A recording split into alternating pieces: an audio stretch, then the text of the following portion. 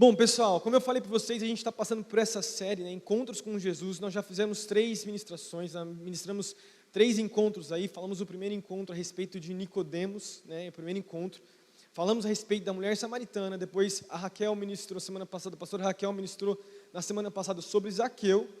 E hoje nós vamos finalizar essa série para começarmos uma nova série no próximo mês, depois, né, na verdade, no próximo mês não, depois do Luca Martini. Mas antes disso eu queria fazer uma oração, porque eu creio que Deus ele quer nos encontrar, que Jesus ele quer te encontrar nessa noite. Amém? Quem crê que Jesus quer te encontrar nessa noite? Amém. Vamos fazer uma oração então. Feche seus olhos. Deus, obrigado, Pai, pela Tua presença. Obrigado porque o Senhor já está aqui, já tem falado conosco. Deus, a tua glória é nítida, a Tua presença, Pai, já está hoje aqui. Nós já temos sido muito ministrados, mas nós cremos que existe algo mais para nós hoje aqui nessa noite, Pai. Vem sobre nós, nos encontra hoje aqui. Nós estamos abertos para receber a Tua palavra, para sermos ministrados pelo Teu Espírito Santo. Então toca as nossas vidas. É isso que eu te peço, Pai, em nome de Jesus.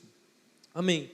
Bom, pessoal, nós vamos então falar a respeito, acho que você já ouviu, já leu essa história antes, com certeza, está lá nos evangelhos, e você já cantou uma música a respeito desse acontecimento, que é No Caminho de Emaús. E tem uma música, né, que é do Morada? É do Morada, né? Que trata do caminho de Emaús. E é um momento muito legal, está lá em Lucas capítulo 24, do versículo 13 ao 35, a gente já vai ler esses versículos. Mas é muito legal porque é o momento onde Jesus ele já morreu. Os outros encontros que a gente falou já aqui, né, nas celebrações, nos cultos, são encontros de Jesus antes dele morrer. Mas esse encontro, de forma específica, foi um encontro que Jesus ele teve com 2 discípulos que não faziam parte dos 12, né, não faziam parte dos discípulos próximos a ele, mas estavam ali junto, provavelmente faziam parte dos 70 ou dos 120, que já tinham visto muitas coisas que Jesus ele tinha feito. E daí a gente percebe Jesus se encontrando com esses dois. Nos versículos antes, no capítulo 24, né, do versículo 1, ao versículo 12, nós temos um momento, antes a gente ler, né, um momento onde Jesus ele morreu. Colocaram Jesus então lá na cova, né, no sarcófago, fecharam aquela pedra, botaram os 2 soldados. Lucas não vai ser específico ao contar isso, né, mas os soldados saem, a gente tem um encontro então onde Maria Madalena, Joana e Maria, mãe de Tiago, correm então para se encontrar, para ver Jesus. E quando elas chegam lá, a porta do sepulcro está aberta e tem 2 anjos, né? Só tem aquele tecido de linho que Jesus tinham colocado sobre ele. E as mulheres se encontram então com os anjos e elas ficam assim, angustiadas, né? Onde está Jesus? E daí os anjos viram então para essas 3 mulheres, eles falam, né, por que vocês estão hoje aqui procurando por aquele que já ressuscitou, né? Ele disse que iria ressuscitar. E as mulheres então saem correndo, não entendendo muito bem o que tinha acontecido, e vão e se encontram com os 11, né? Judas já tinha morrido depois disso. E daí essas mulheres se encontram então com os discípulos, e elas contam o que aconteceu. E a Bíblia diz então em Lucas, no capítulo 24, que Pedro saiu correndo. E o livro de João vai falar que João também foi junto com Pedro, chega antes inclusive de Pedro, para ver o que tinha acontecido. E eles chegam naquele lugar e realmente Jesus não estava lá. E a Bíblia vai dizer que o próprio Pedro ficou assim, maravilhado, mas não entendeu, porque não tinha testemunha. Ninguém tinha visto Jesus ressuscitar, só o corpo não estava mais lá. Né? Podia alguém ter roubado, alguma coisa podia ter acontecido com o corpo de Jesus, eles não tinham certeza. E a gente vai falar sobre exatamente essa ideia de uma certeza no coração dos discípulos que Jesus queria trazer. Porque eu creio que esses versículos que a gente vai ler hoje aqui, do versículo 13 ao 35, tratam muito sobre a crença, tratam muito sobre o acreditar dos discípulos. E é esse o contexto, então, um momento aí no Evangelho de Lucas. Eu queria ler a partir do versículo 13, acompanha comigo, eu não sei se vai ter nos telões, ou se você trouxe a sua Bíblia, se você puder abrir comigo rapidinho, Lucas capítulo 24, versículo 13, acompanha comigo. Naquele mesmo dia, 2 deles, que são esses 2 discípulos que não fazem parte dos 12, estavam indo para um povoado chamado Emaús, a 11 quilômetros de Jerusalém. No caminho, conversavam a respeito de tudo o que havia acontecido. Enquanto conversavam e discutiam, o próprio Jesus se aproximou e começou a caminhar com eles. Mas os olhos deles foram impedidos de reconhecê-lo. Ele lhes perguntou, sobre o que vocês estão discutindo enquanto caminham? Eles pararam com os seus rostos então entristecidos, e um deles, chamado Cleopas, Cleopas, perdão, não sei como pronunciar Cleopas, perguntou-lhe, né, você é um visitante em Jerusalém e não sabe das coisas que ali aconteceram nesses dias? Que coisas? Perguntou ele. O que aconteceu com Jesus de Nazaré? Responderam eles, ele era um profeta, poderoso em palavras e em obras diante de Deus e de todo o povo. Os chefes dos sacerdotes e as nossas autoridades o entregaram para ser condenado à morte e o crucificaram. E nós esperávamos que era para trazer então a redenção a Israel. E hoje é o terceiro dia desde que tudo isso aconteceu. Algumas das mulheres entre nós nos deram um susto hoje. Foram de manhã bem cedo ao sepulcro e não acharam o corpo dele. Voltaram e nos contaram ter tido uma visão de anjos que disseram que ele está vivo. Alguns dos nossos companheiros foram ao sepulcro e encontraram tudo exatamente como as mulheres tinham dito, mas não o viram.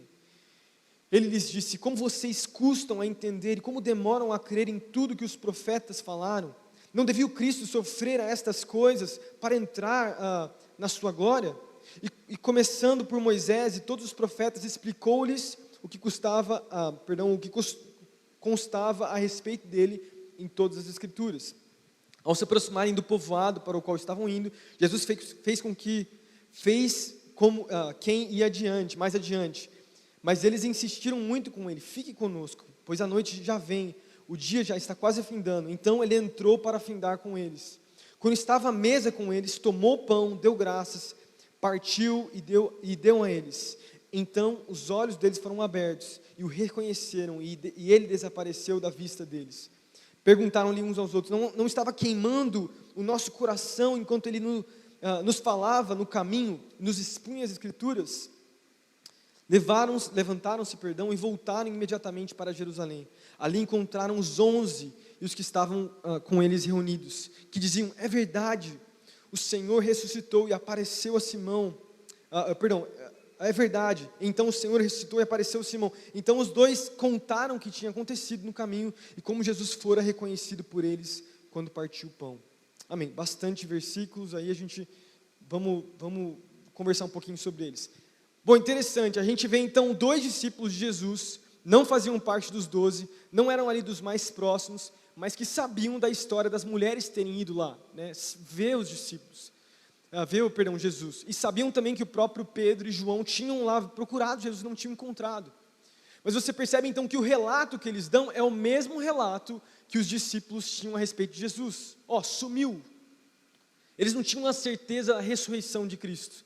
Eles estavam aflitos, eles não estavam entendendo o que estava acontecendo, mesmo com tudo aquilo que Jesus ele já tinha dito, mesmo Jesus já falado a respeito das profecias, mesmo de todas as conversas que você pode lembrar nos evangelhos, onde Jesus falou para eles, olha só, eu preciso morrer, mesmo assim eles se esqueceram, não tinham certeza, e eles começam então a ficar angustiados. A Bíblia vai dizer então que eles estavam tristes quando Jesus se encontrou com eles.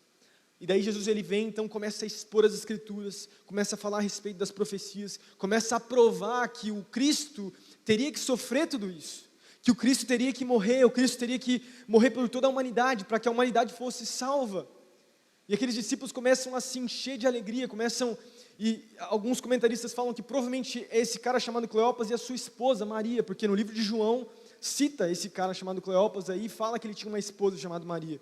Provavelmente era um casal ali então, que estava aflito, que conhecia Jesus, que estava junto no ministério com ele. E a gente percebe essa realidade, né, desses discípulos não conseguirem reconhecer quem Jesus era.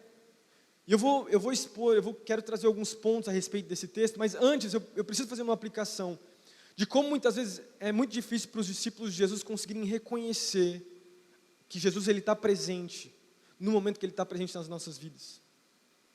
Eu sei que é um momento muito específico, tá? Porque é o momento da ressurreição de Cristo, é um momento histórico nos discípulos ali que era profético, né? Tinha a ver com um momento assim, a Bíblia apontava para aquilo. E é um momento único, mas eu consigo fazer uma aplicação para nós também, que nós que também somos discípulos de Jesus, muitas vezes estamos no nosso caminhar, a gente sabe de todas as Escrituras, a gente conhece a Bíblia, a gente sabe daquilo que Jesus ele já fez, a gente já viu os milagres acontecerem, a gente já viu tanta coisa acontecer à nossa volta, mas mesmo assim a gente está descrente com relação ao nosso futuro. Mesmo assim, a gente não consegue enxergar esperança com relação àquilo que Deus ele vai fazer. Era assim que os discípulos estavam. Jesus já tinha dito que tudo aquilo ia acontecer. E Jesus, ele muitas vezes já te disse muitas coisas que você vai ter que viver e fazer e passar, às vezes até sofrimento, até os desafios da sua vida. Talvez ele já te despertou para algumas coisas, já te deu sonhos, já falou com você coisas específicas para você, e já te avisou que algumas coisas teriam que acontecer. E naquele momento de desesperança, você se vê sozinho.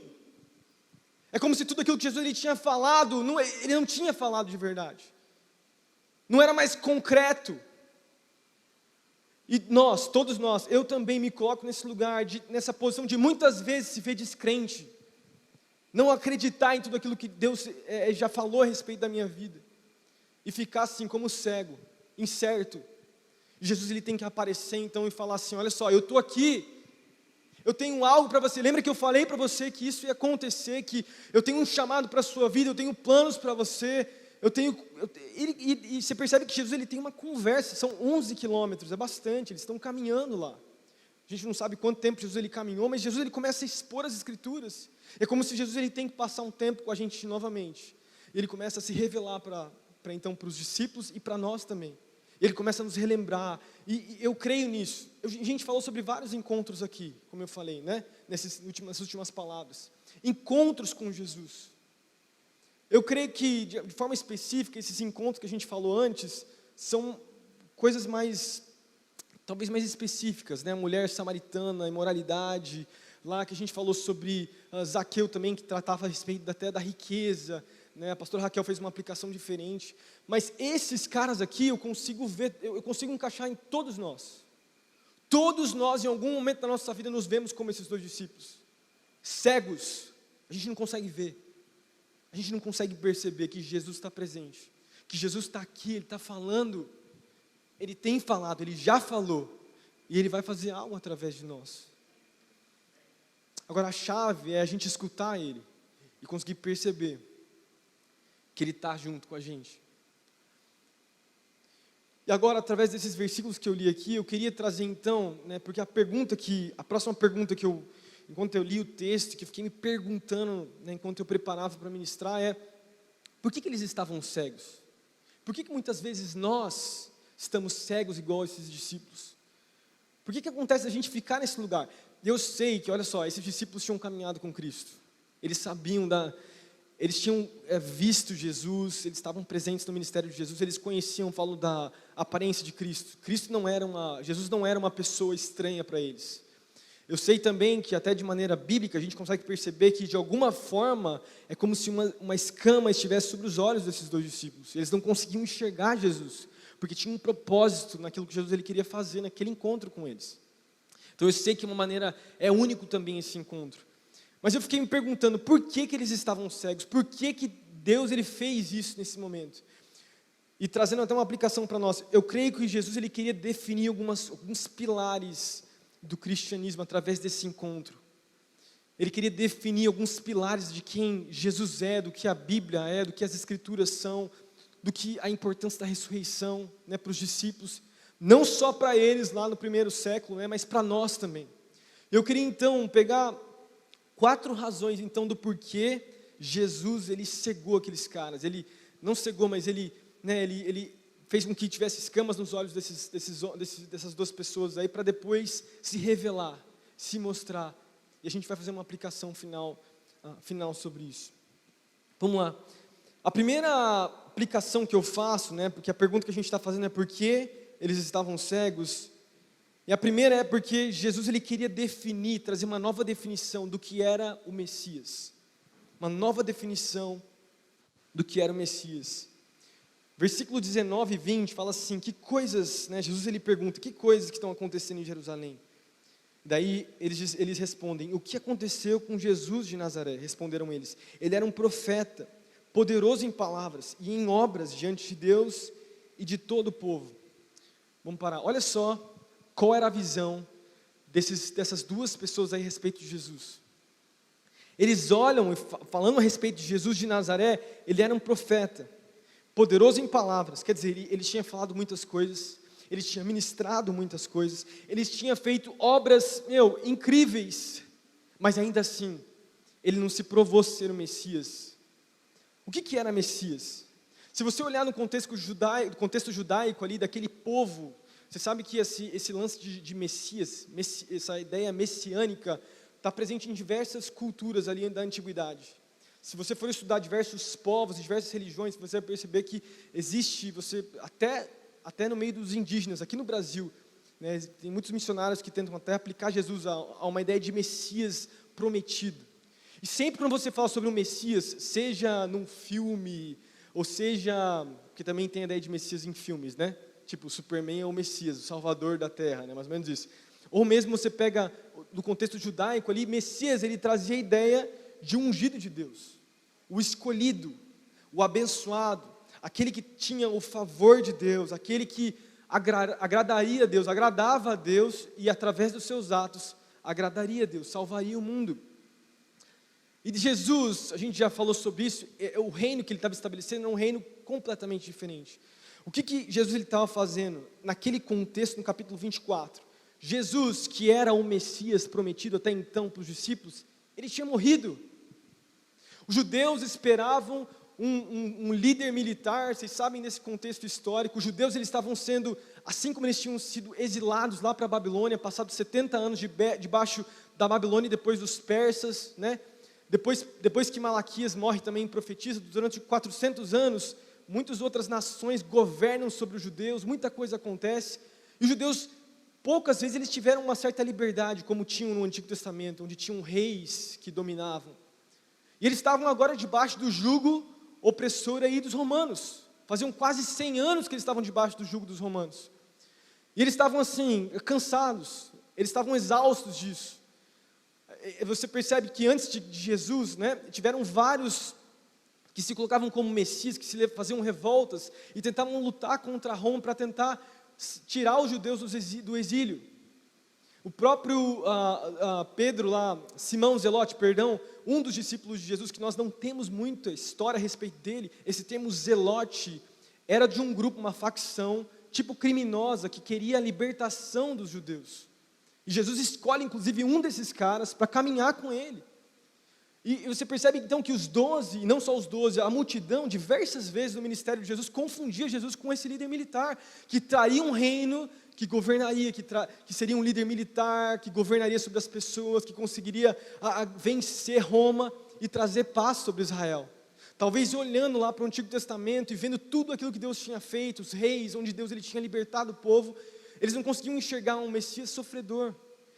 E daí Jesus, ele chega, fala sobre um novo reino, que o reino dos céus, né, estava chegando. E ele começa a falar umas coisas muito loucas ao longo do seu ministério. Você pega Mateus capítulo 5, você pega as bem-aventuranças, você pega diversas aplicações que Jesus ele faz, era algo completamente diferente. E daí Jesus morre. Quando parecia que Jesus ele ia governar, porque um pouquinho antes de Jesus morrer, se você lembrar comigo, ele entra em Jerusalém e várias pessoas começam a colocar vários ramos de palmeira, né, tratando ele como Messias, ó, o filho de Davi aí, o ápice do seu ministério. E poucos dias depois, então, Jesus vai e Jesus morre. E daí, eu sei que agora a gente está, na nossa cabeça moderna, né, século 21, a gente não consegue compreender, porque não faz parte da nossa nação, né? Os judeus, eles eram uma nação, é como se esses caras entrassem, tivessem em parafuso, que fala, né, sei lá, ficasse uma coisa meio que muito maluca para eles. Como que esse cara que se dizia Messias morreu? Eles não conseguiam entender que para Jesus vencer, a morte precisava acontecer. Se você estudar o livro de Isaías, por exemplo, você pegar metade do livro de Isaías, você vai perceber um Messias vencedor, que vence as batalhas, como um rei que caminha, que cavalga num grande cavalo, né, que governa. Mas se você pegar e estudar os últimos 1/3, quase metade ali do livro de Isaías, você vai perceber que Isaías também fala sobre um servo sofredor, um Messias que sofreria, que morreria, que teria que morrer. E daí eu percebo essa ideia, e a gente vai falar sobre sofrimento, que é o próximo passo, né, de que Jesus ele estava estabelecendo, ele estava mostrando o que era realmente o Messias, uma definição de Messias. Ele estava definindo novamente o que era Messias. E para trazer uma aplicação para nós hoje, né, porque a gente não entende direito essa ideia de Messias. Para nós, quando a gente pensa em algo que nos salva, eu faço uma aplicação mais natural. O homem moderno, muitas vezes, nós nos apegamos a coisas naturais para nos salvar de diversas situações. E a aplicação que eu faço, porque para os judeus, para os discípulos, era esse lance do título de Messias vencedor, mas para nós hoje, pode ser que o Messias da nossa vida pode ser coisas e pessoas, pode ser sucesso, pode ser ganho, pode ser um bom emprego, onde você tem uma segurança financeira, onde o seu maior sonho na sua vida é ter esse Messias. E sem você perceber, você coloca como se fosse diferentes Messias na sua vida. Diferentes salvadores que vão de alguma forma, se você precisar, você vai recorrer a eles e eles vão te salvar. E eu creio que de maneira mais, trazer uma aplicação para nós hoje, Deus ele quer nos ensinar hoje que o único Messias, aquele que realmente pode nos salvar, que nos salvou lá na cruz, e que continua a nos salvar do nosso pecado, das nossas dificuldades, é Cristo. Todo tipo de Messias que nós colocamos na nossa vida como algo que vai nos salvar, que vai, de alguma maneira, nos tirar desse lugar que nós estamos passando, as nossas lutas, a gente vai entrar em alguma espécie, e não é nem o tema da minha palavra, mas de idolatria. A gente vai depender dessas coisas, sendo que a nossa dependência só pode ser de Cristo, de Jesus. E Jesus ele estava ensinando isso para os discípulos, ele está ensinando isso para nós hoje. Ele é o único que pode nos salvar. Nada mais pode nos salvar. Pessoas, relacionamentos, sonhos, faculdade, conquista, trabalho, dinheiro, nada pode salvar o homem. Qualquer coisa que você tentar colocar como salvador da sua vida não vai se sustentar. Em algum momento você vai se entristecer, de alguma forma esse salvador vai falhar com você. Algum momento, aquela pessoa vai te deixar, aquele emprego, você não vai mais ter ele, o dinheiro talvez vai acabar, porque esses salvadores não conseguem nos salvar de maneira plena, eles são limitados. Porque nós precisamos do verdadeiro Salvador, que é Jesus. Então, Jesus ele traz esse conceito de que quem era o Messias? O Messias não era aquele título que eles estavam esperando, o Messias era algo completamente novo. A próxima definição que eu vejo que Jesus ele estava definindo aí para os discípulos era a definição de sofrimento. Eu não vou ficar falando sobre sofrimento natural, mas estou falando de sofrimento envolvendo a redenção. Tá? Os discípulos, como eu falei, eles não estavam entendendo por que Jesus ele tinha que sofrer, por que Jesus ele teria que morrer para ser o Cristo, para salvar as pessoas. E eu falei para vocês, o livro de Isaías trata a respeito da ideia a necessidade do Messias sofrer, mas o ponto é esse, né? E a gente falou isso na primeira aplicação, né? Os judeus esperavam um Messias forte, que veio para os fortes, mas Cristo, ele era um Messias fraco, que veio para aqueles que entendiam que são fracos também. Jesus não veio para os fortes, Jesus não veio para aqueles que acham que são autossuficientes, que não dependem de nada e de ninguém. Jesus não veio para aqueles que acham que podem tudo pela própria força. Jesus veio para aqueles que entendem que são fracos e que dependem de Cristo para poder vencer nas suas vidas. E é por isso que ele sofre. Ele sofre não porque ele tinha que sofrer, porque ele não tinha pecado nenhum. Naturalmente falando, ele não precisava morrer, mas não só isso, como Messias, ele não precisava passar por aquilo, mas ele passa por aquilo, porque aquele sofrimento era meu e era seu. E daí você percebe no versículo, no versículo 25, 26, Jesus ele vai falar sobre isso com os discípulos. Ele vai falar, ele lhes disse, como vocês custam a entender e como demoram a crer em tudo aquilo que os profetas falaram, não devia o Cristo sofrer estas coisas para entrar na sua glória? Daí ele começa a explicar sobre Moisés, enfim, e a definição, o ponto aqui, é de que o sofrimento envolve redenção. Jesus ele sofreu, ele morreu, para que um dia o mundo inteiro fosse redimido, aqueles que são seus fossem redimidos. E quando eu falo redenção, eu falo sobre uma redenção, e não só de maneira geral nas nossas vidas. Você sabe que a redenção de Cristo, quando a gente pega a ideia de redenção na Bíblia, a Bíblia não está falando só de maneira genérica. Quando a gente olha a palavra redenção, a gente fala, Deus ele está me redimindo, a redenção dele cobre minha vida, mas redenção, e daí eu fiquei pensando nisso enquanto eu preparava, redenção envolve todas as áreas da sua vida. Jesus, Ele quer redimir cada área do seu coração.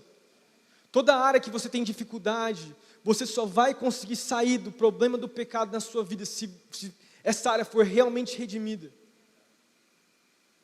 Eu falo na área das finanças, eu falo na área sexual, né? Eu falo de moralidade sexual. Todas essas áreas precisam da luz de Deus brilhando para que a redenção possa acontecer. E eu sempre falo isso aqui, né? Já tenho falado algumas vezes aqui nas pregações. Muitas vezes nós tentamos lutar contra diferentes pecados na nossa vida com as nossas próprias forças, sem entender que você só vai conseguir vencer quando aquele pecado for realmente redimido. E como que o pecado é redimido nas nossas vidas? Porque como eu falei, muitas vezes a gente generaliza. Eu sou redimido, o sangue de Jesus cobre todo o meu pecado. É verdade, mas a gente continua a pecar. E se existe algum tipo de pecado, a redenção de Cristo precisa alcançar essas áreas também. E quando Cristo alcança essas áreas, quando a redenção de Cristo alcança essas áreas, nós somos redimidos, mudança acontece nos nossos corações. E é isso que Cristo Ele quer fazer. Então o sofrimento ele acontece, trazendo uma aplicação para nós, para que a redenção venha sobre as nossas vidas. E todas as áreas das nossas vidas podem ser então redimidas. Amém. Então comigo aí nessa noite, está todo mundo comigo? Amém. Próximo ponto, né, eu falei já sobre 2, eu quero falar sobre 4 aqui, é a redefinição a respeito das Escrituras, da palavra. No versículo 27, fala assim: e começando por Moisés e todos os profetas, explicou-lhes o que constava, né, a respeito dele em todas as Escrituras. Eu fico imaginando Jesus então caminhando com esses caras, né, e trazendo a Bíblia, mostrando, olha só, lá em Abraão, isso aconteceu, isso aponta para mim. Lá, quando a Bíblia diz, né, que todas as famílias serão abençoadas através de Abraão, foi através desse Cristo, desse Jesus que caminhou com vocês. Ele vai falar depois que era ele, né? Ele não tinha aparecido ainda.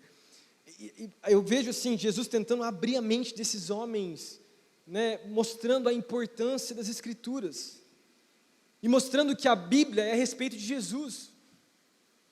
Sabe que durante muito tempo eu tentei olhar para a Bíblia de maneira muito assim, como se fosse um conjunto de regras assim para mim. Durante a minha caminhada cristã, principalmente na minha adolescência, eu olhei para a Bíblia de maneira muito ética, onde tinha coisas que eu podia e não podia fazer. De maneira muito religiosa, onde é como se fosse um parâmetro para a minha vida. Eu lia a Bíblia como se fossem ensinamentos. E sabe que a Bíblia é muito mais do que simplesmente ensinamentos morais. A Bíblia é muito mais do que um manual de como você deve ou não viver. Ela é. Mas o Evangelho é o centro da Bíblia. Nós vivemos algumas coisas nas nossas vidas, nós obedecemos a Jesus, a Deus, nós somos parecidos com Cristo, né? Por quê? Porque Cristo primeiro nos redimiu. Nós só conseguimos viver uma vida santa, primeiro, porque Deus nos salvou. Se a gente tenta viver uma vida santa, sem ter o pleno entendimento que Jesus nos salvou e nos mudou, a gente não consegue, nós não conseguimos viver assim. E tem muitas pessoas que vivem um cristianismo assim, olhando para as escrituras e pegando como se fossem ensinamentos. E eu falo até a nossa maneira de enxergar a Bíblia, a nossa maneira de olhar para a Bíblia e extrair algumas coisas. Sabe que o centro de tudo aquilo que a gente for ler no Antigo Testamento e no Novo também é exatamente a gente entender Cristo. Nós entendemos como Cristo está presente no Antigo Testamento e no Novo Testamento. A gente percebe, por exemplo, quando a gente olha para a história de Sansão, que foi um juiz que derrotou muitos inimigos, que era muito forte, mas que errou no final da sua vida, e que teve que se sacrificar, né, matar todos os inimigos, morreu para que o povo fosse de alguma forma liberto. Jesus foi aquele que fez isso, mas de maneira plena. Vocês têm visto como eu tenho tentado aplicar de várias maneiras Cristo no final da palavra. Porque para mim Cristo é o centro de tudo ali. A gente precisa encontrar Jesus. Jesus é aquele que salva. De alguma forma a gente tem que achar isso. E quando a gente vai olhar para a Bíblia, nós precisamos entender essa realidade. Não me leve a mal, eu sei que existem algumas partes do Antigo Testamento que são literais, profecias, momentos históricos, onde você consegue aplicar muitas coisas para as nossas vidas. Eu não estou falando isso. existe algo muito literal no Antigo Testamento, onde você não vai conseguir achar Jesus. Se você vai ler o livro de Deuteronômio lá, você vai ler as regras, as leis, algumas regras vão apontar para Cristo mesmo, mas algumas você vai falar, velho, não, está errado aqui, não vai dar certo. Mas na sua grande maioria, o Antigo Testamento tem um simbolismo. A gente tem figuras. A gente olha para a vida de Abraão, a gente olha para a vida de Isaac, a gente vê Jesus. E nós precisamos fazer isso. E Jesus ele estava nos ensinando, e a aplicação que eu tenho, né? Porque Jesus ele estava fazendo isso com os discípulos, falando, olha só, eu estou no Antigo Testamento, Cristo estava lá no Antigo Testamento, olha só, e mostrando para eles. É a pergunta que eu faço de forma maneira a aplicar para nós hoje. O que a Bíblia tem sido para você? O que a Bíblia tem sido na sua vida?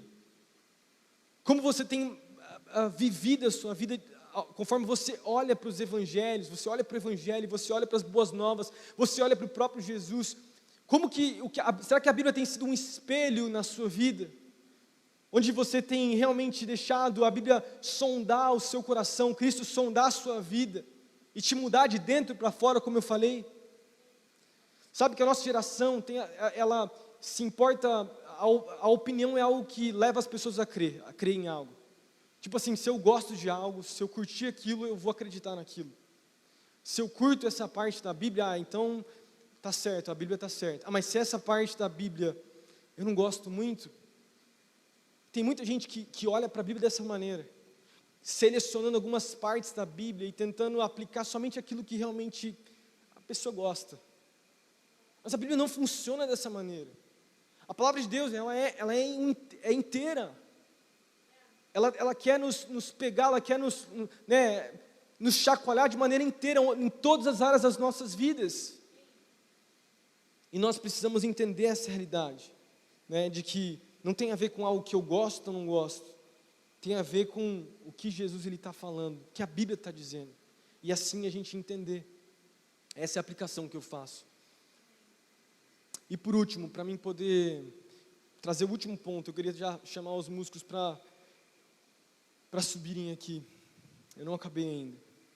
A gente tem que finalizar com Jesus, né? De alguma forma a gente tem que encontrar Cristo aqui na palavra, e a gente vai encontrar também. Por último, eu vejo Cristo, ou Jesus, definindo, ou redefinindo a ideia de ressurreição. E isso está lá no versículo 34. A Bíblia fala assim no versículo 34. Versículo 33, vamos ler do versículo 33. Levantaram-se e voltaram imediatamente para Jerusalém. E ali encontraram os 11 e os que estavam com eles reunidos, que diziam, é verdade, o Senhor ressuscitou e apareceu a Simão. Então os dois contaram o que tinha acontecido no caminho e como Jesus fora reconhecido por eles, quando partia o pão. Legal, então eles estão falando sobre a ressurreição de Cristo. É muito legal você olhar para a Bíblia, olhar para o livro de Atos, e a gente sabe que o livro de Atos foi escrito por Lucas. Logo depois, então, do Evangelho de Lucas, a gente tem a continuação do livro de Atos. Você percebe que sempre as pregações, você pega a pregação de Pedro, né, a pregação pentecostal que nós chamamos ali, de Pentecostes. Pedro ele vai enfatizar Jesus como centro da sua pregação. É muito legal você olhar para os livros de Paulo, né, que escreveu 2/3 do Novo Testamento, e de como ele coloca como pilar central Jesus e a sua ressurreição, principalmente a ressurreição de Cristo. Porque a ressurreição de Cristo é algo essencial para nós que somos cristãos. Em certo momento no ministério de Paulo, ele vai para Atenas, ele vai evangelizar em Atenas, ele está lá em Atos, acho que é Atos capítulo 17, ele está pregando. E os gregos ali, por serem muito inteligentes, né, você sabe que os gregos, naquela época helenística, muitos tipos de filosofia envolviam o mundo grego-romano, né? E quando ele chega então em Atenas, que era o centro cultural e filosófico do momento ali, Paulo já conhecendo isso, ele começa a pregar sobre o Deus desconhecido, lembram disso? E daí a Bíblia diz então que os atenienses, curiosos sobre o que Paulo estava falando, chamam ele para o Areópago, para ele pregar. Ele começa a expor as Escrituras. E o pilar de tudo aquilo que ele vai ministrar é sobre a ressurreição. E a Bíblia diz que as duas principais filosofias que estavam nesse momento helenístico eram os epicureus, né, e os estoicos. Epicuro foi um filósofo, né, ali da antiguidade, que ele era quase que um niilista. Ele cria que a felicidade acontecia agora. Quando você morrer, acaba a sua vida. Ele era quase um ateu. E essa filosofia pregava essa ideia de que não tinha vida após a morte. E os estoicos eram moralistas. Era como se fossem os liberais e os estoicos fossem os conservadores ali do momento. Eles eram moralistas, eram corretos. Até existia vida após a morte, mas quando você morrer, você vai se juntar ao Deus do mundo, sim, mais ou menos isso. E quando Paulo começa a pregar sobre a ressurreição, é como se uma revelação completamente nova viesse sobre aqueles caras. Muita gente aceita, muita gente rejeita, né? Mas é como se algo fosse chacoalhado. Eu estava lendo um historiador falando sobre a ressurreição, um historiador que não é cristão. Ele fala assim, como que essa filosofia helenística, né, não só de Epicuro, estoicos, mas fala de Platão, Aristóteles, como que eles perderam tanta força quando o cristianismo só em 2, 3 séculos toma conta de todo o Império Romano. Como que isso aconteceu? E esse historiador ateu, que não é cristão, ele fala assim, o principal pilar do cristianismo que fez com que mudasse a história ali da humanidade foi o conceito de ressurreição. Porque o conceito de ressurreição é um conceito completamente novo. Não existe ressurreição nas outras religiões, não existe essa ideia. Não tem como você olha, como eu falei para vocês, esses estoicos, epicureus, não tem esse conceito.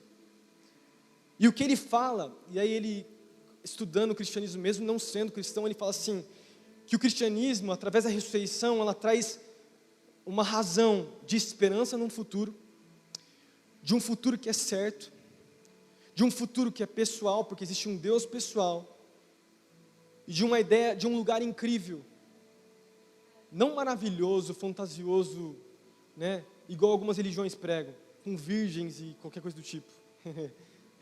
Os muçulmanos pregam isso. Mas um lugar lindo e perfeito, porque o homem não foi criado para viver nesse lugar de sofrer. Nós fomos criados para vivermos no céu, para vivermos no Éden. E o ponto aqui central, eu não vou ficar me atendo segurando essa ideia de filosofia, coisa do tipo, eu gosto muito, mas não vou. O ponto aqui é a ressurreição. Quando a gente tem a pregação da ressurreição, é algo completamente novo, foi chacoalhado, o mundo foi chacoalhado com a ideia de ressurreição. E a Bíblia vai dizer nos próximos versículos que Jesus ele vai vir com o seu corpo ressurreto, como uma nova criação. Ele não era um espírito, ele era uma pessoa. E nos próximos versículos ele vai chegar para os discípulos, ele vai falar assim, olha só, vocês não estão acreditando? Toque nas minhas mãos. Eu estou aqui. Ele pega o pão, ele come com eles, e ele passa depois 40 dias caminhando com os discípulos, provando e falando a respeito do reino de Deus. Isso é muito legal. Porque fala também de um tempo onde eu e você também vamos morrer. Mas porque a morte já foi vencida em Cristo, a gente também vai ressuscitar. E esse mesmo corpo ressurreto, nós também vamos ter. A Bíblia diz isso. Isso é muito forte. Nós temos a certeza da ressurreição. Esse mundo que eu e você nós vivemos, é isso aqui, de tudo aquilo que a gente vai viver. De tudo aquilo que a gente vai encontrar em Jesus, quando a gente subir aos céus. Imagina só. E Jesus ele estava ensinando essa ideia da importância da sua ressurreição, de que a nova criação viria a partir disso.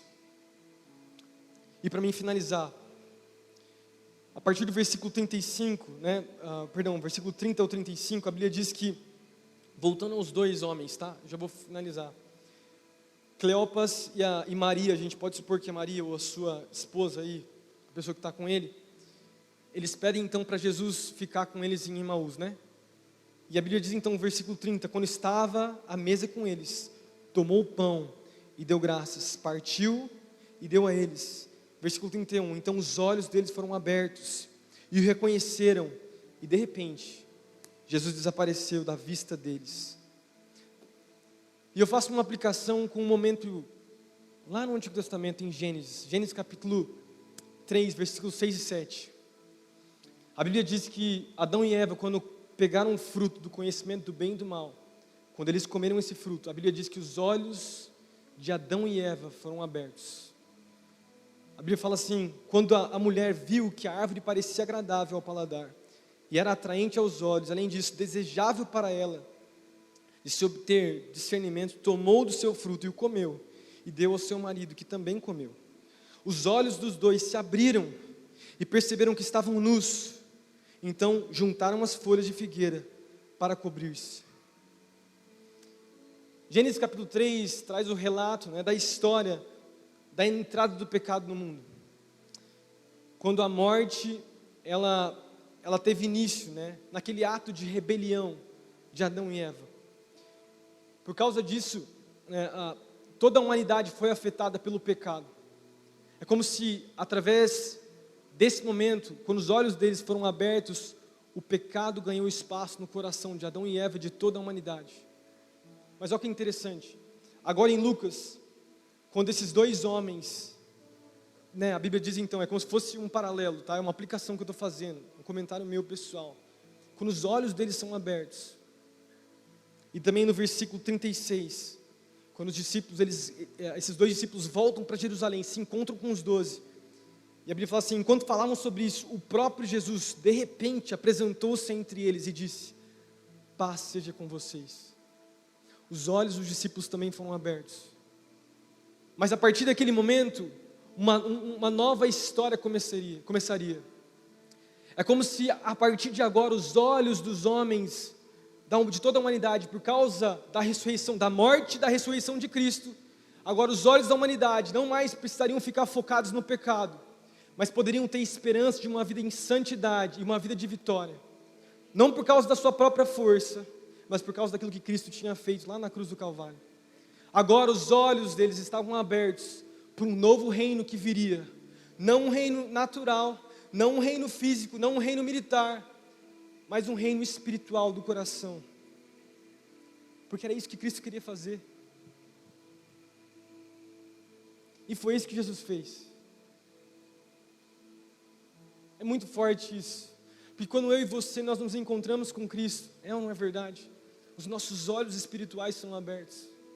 Quem aqui já teve um momento onde você estava passando por um tempo difícil na sua vida, onde, é como se tivesse uma tempestade, muita coisa acontecendo na sua mente, você não consegue pensar, não consegue fazer as coisas direito, mas de repente, o encontro com Cristo, os seus olhos foram abertos, alguma coisa mudou,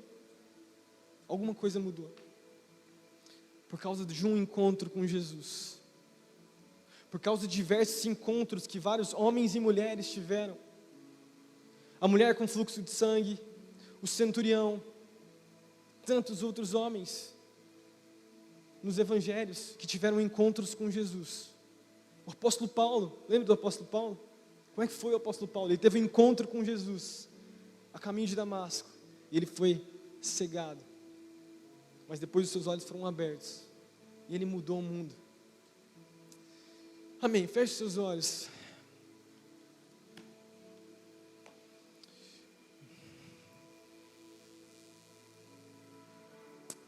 Eu creio num tempo onde, quando a gente vai fechar essa série agora, estamos fechando essa série sobre encontros com Jesus. Eu creio que Jesus, Ele quer encontrar você nessa noite. Ele quer abrir os seus olhos espirituais, Ele quer abrir os seus olhos para tudo aquilo que Ele já fez e para tudo aquilo que Ele vai fazer. Que Jesus, Ele tem um propósito para a sua vida. E que os seus olhos não vão mais estar somente atentos ou abertos para o pecado na tua vida, mas para a santidade, por causa daquilo que Jesus ele já fez na tua vida, no seu coração, e de como Ele está redimindo a sua vida, e como Ele tem te encontrado, te transformado, te mudado.